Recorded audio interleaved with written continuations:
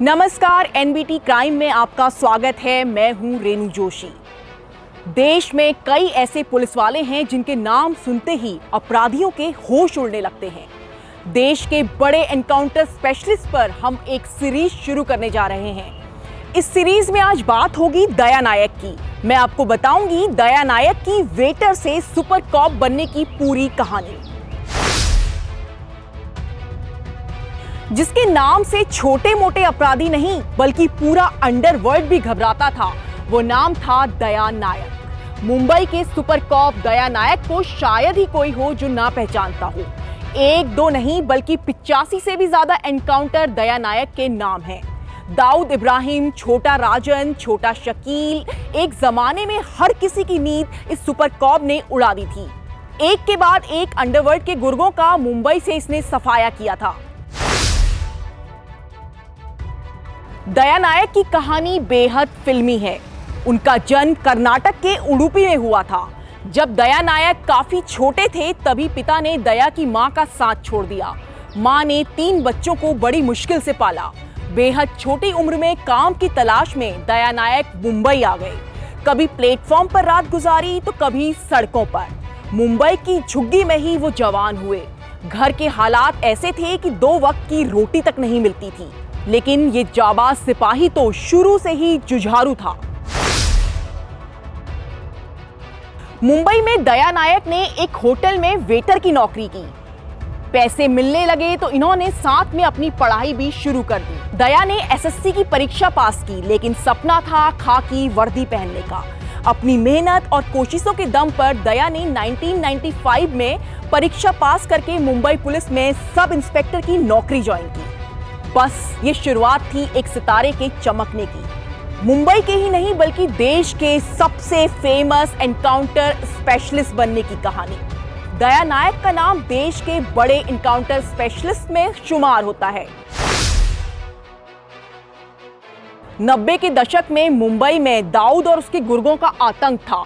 इसके अलावा छोटा शकील, छोटा राजन, अरुण गवली जैसे डॉन भी अपना फन फैलाए हुए थे। दया नायक की पहली पोस्टिंग जुहू पुलिस स्टेशन में हुई। थोड़े ही समय में उन्हें क्राइम इंटेलिजेंस ब्यूरो में डाल दिया गया और एनकाउंटर स्पेशलिस्ट प्रदीप शर्मा के अंडर में वो काम करने लगे। 1996 में दया नायक ने पहला एनकाउंटर किया बबलू श्रीवास्तव गैंग के 2 शूटर्स का। ये तो बस शुरुआत थी। इसके बाद दया नायक ने पीछे मुड़कर नहीं देखा। आए दिन अंडरवर्ल्ड के शूटर के एनकाउंटर में मारे जाने की खबरें आती और नाम छपा होता दया नायक का। दाऊद भी दया के नाम से घबराने लगा था। मुंबई से अंडरवर्ल्ड का सफाया करने में दया नायक की बेहद अहम भूमिका मानी जाती है। इस सुपर कॉप पर एक बार आतंकी हमला भी हुआ। दादर में उन्हें कुछ आतंकियों के छुपे होने की खबर मिली। जब वो वहां पहुंचे तो आतंकियों ने छुपकर उन पर फायरिंग शुरू कर दी। वो अपनी गोलियों से हमले का जवाब देने लगे, तभी उनके ऊपर बम फेंक दिया गया, जिसमें वो बुरी तरह से घायल हो गए। करीब 17 दिन तक वो अस्पताल में रहे और बड़ी मुश्किल से उनकी जान बचाई गई।